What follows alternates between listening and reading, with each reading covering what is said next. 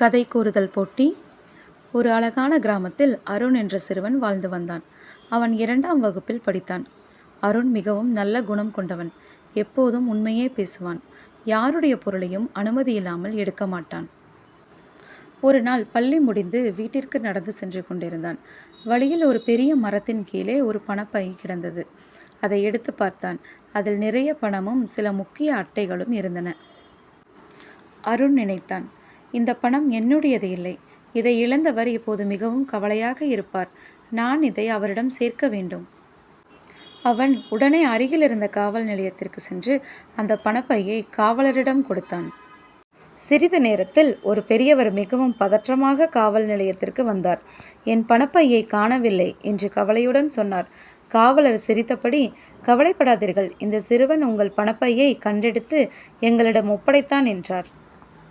அந்த பெரியவர் மிகவும் மகிழ்ச்சி அடைந்தார். பணப்பையை திறந்து பார்த்தார். எல்லா பொருட்களும் அப்படியே இருந்தன. அவர் அருணிடம், நீ மிகவும் நல்ல பையன், இந்த பணத்தில் கொஞ்சம் நீ வைத்துக்கொள் என்று பரிசாக கொடுத்தார். ஆனால் அருண் மரியாதையாக, வேண்டாம் ஐயா, நான் செய்தது என் கடமை. பிறருடைய பொருளை அவர்களிடம் சேர்ப்பதுதான் சரி என்றான். அந்த பெரியவர் அருணை மனதார பாராட்டினார்.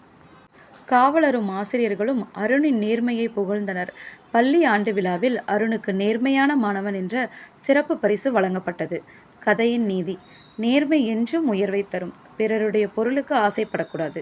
நன்றி.